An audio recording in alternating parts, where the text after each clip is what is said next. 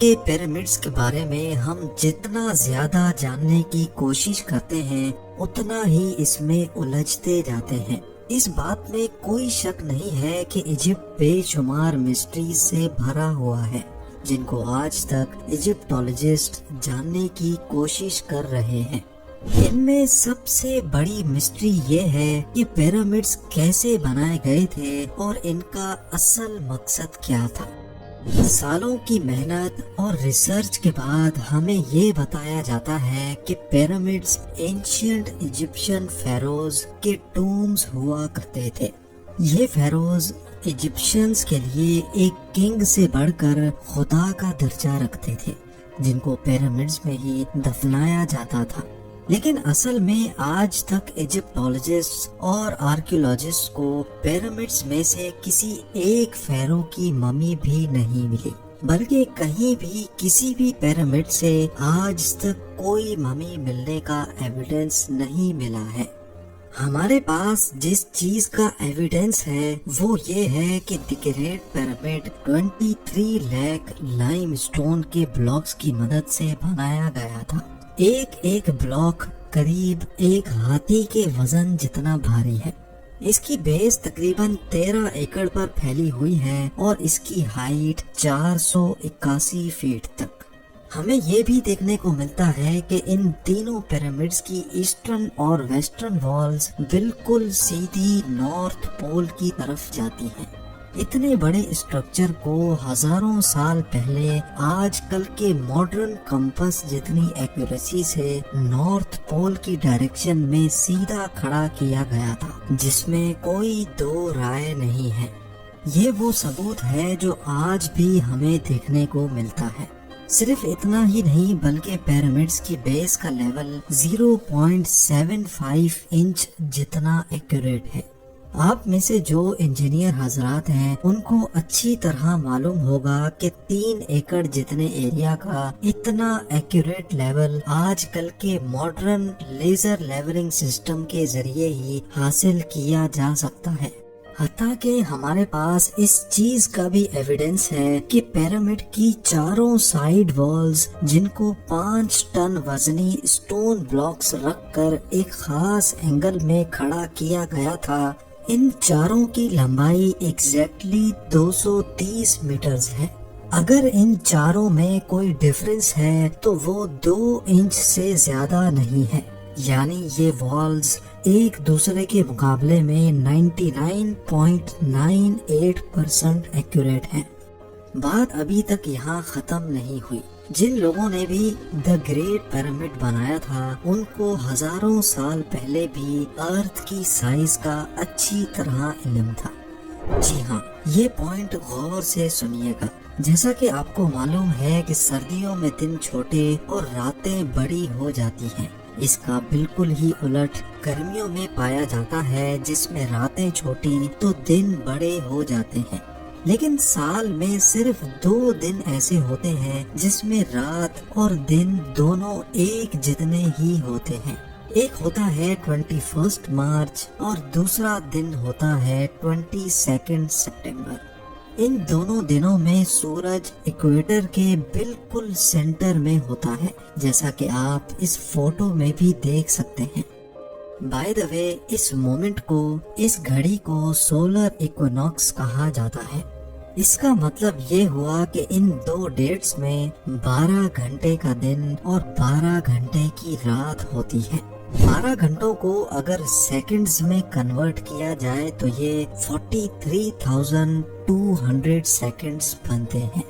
اگر 43,200 کو the great pyramid کی ہائٹ سے ملٹیپلائی کیا جائے تو اس کا جواب آتا ہے 6,333 کلومیٹرز۔ یہ اتنی ہی لمبائی ہے جتنی ارتھ کے پولر ریڈیس کی ہے۔ اگر پرسنٹیج میں دیکھا جائے تو پیرامڈس بنانے والوں کی کیلکولیشن 99.63% ایکوریٹ ہے۔ اب آپ سوچ رہے ہوں گے کہ یہ کوئی کو انسیڈنس ہے، کوئی اتفاق ہے۔ لیکن پیرامڈ کی بیس کا پیری میٹر جو کہ 0.921 کلومیٹرز ہے، اس کو اگر 43,200 سے ملٹیپلائی کیا جائے تو جواب آتا ہے 39,804 کلومیٹرز۔ آپ کو یہ بات جان کر حیرت ہوگی کہ یہ سرکمفرنس آف ارتھ یعنی ارتھ کے پورے ایک گول چکر کے مقابلے میں 99.34% ایکوریٹ ہے۔ کو انسیڈنس تو صرف ایک مرتبہ ہوتا ہے، لیکن 99% سے بھی زیادہ ایکوریٹ رزلٹ، وہ بھی 2 مرتبہ آنا، ہمیں ایک گہری سوچ میں ڈال دیتا ہے۔ کئی لوگوں کا ابھی بھی ماننا ہے کہ یہ محض صرف ایک اتفاق ہے، لیکن جیسا کہ ابھی ہم نے جانا کہ 43,200 جس کا تعلق سولر ایکونوکس سے ہے، یہ ایک اور جگہ پر بھی اپنا ثبوت دے رہا ہے۔ نارملی دیکھنے پر پیرامڈس کی 4 سائڈز نظر آتی ہیں، لیکن اصل میں یہ 4 نہیں بلکہ 8 ہیں۔ جی ہاں، یہ 8 سائڈز صرف سولر ایکونوکس والے دن ہی اوپر سے دیکھنے پر نظر آتی ہیں۔ یہ ڈسکوری پہلی بار 1940 میں ایک برٹش ایئر فورس پائلٹ نے کی تھی جب وہ پیرامڈس کے اوپر سے گزر رہا تھا۔ اب سوال یہ کھڑا ہوتا ہے کہ ہزاروں سال پہلے پیرامڈس بنانے والوں کو ارتھ کا پولر ریڈیس اور ایکویٹر کا سرکمفرنس معلوم پڑا تو آخر کیسے؟ ایجپٹ کے پیرامڈس ہماری سوچ سے بھی زیادہ کمپلیکیٹڈ ہیں۔ یہ تمام فیکٹس جان کر یقین کرنا مشکل ہو جاتا ہے کہ ان کو 4,500 سال پہلے ایک قدیم دور میں بنایا گیا تھا۔ کیا ان کے پاس کوئی جادوئی طاقت تھی یا پھر واقعی کسی اور مخلوق نے ان کی مدد کی تھی، یا پھر ان کو ایجپشنز نے بنایا ہی نہیں تھا؟ Graham Hancock finger prints of the God کے آتھر ہیں۔ انہوں نے پیرامڈس کو اورائن کانسٹیلیشن کے 3 اسٹارز کے ساتھ لنک کرنے کی تھیوری دی تھی۔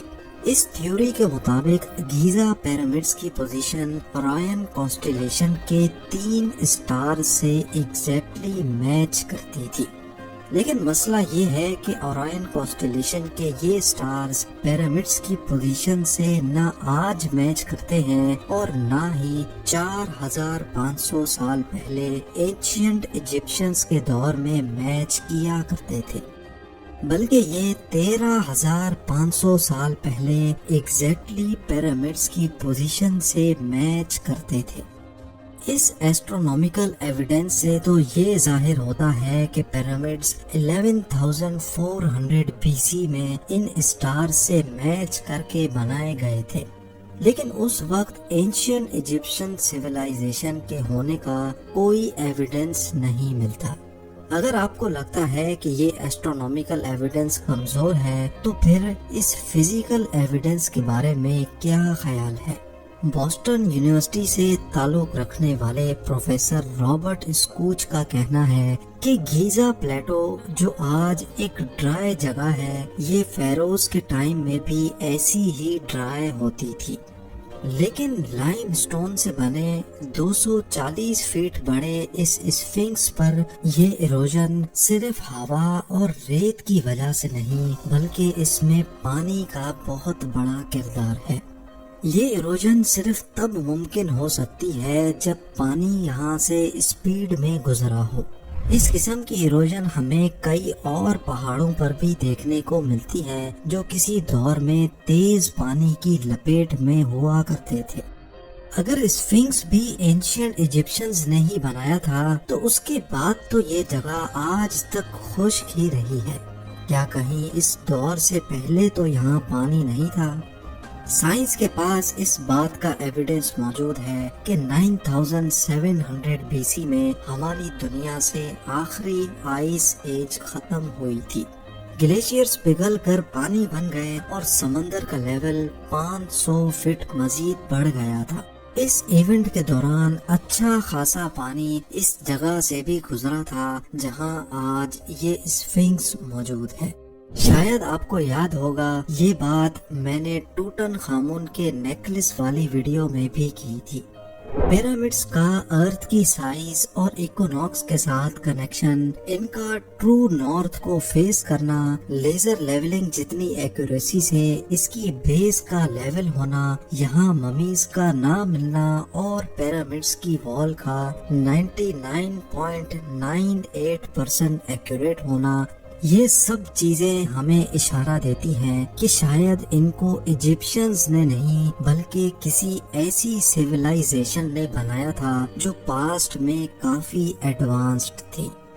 یہ بھی ہو سکتا ہے کہ ایجپشنز کو یہ پیرامڈز بنے بنائے ہی ملے تھے اور انہوں نے اس کو ٹیک اوور کر کے اپنے ریلیجن کے لیے استعمال کرنا شروع کر دیا۔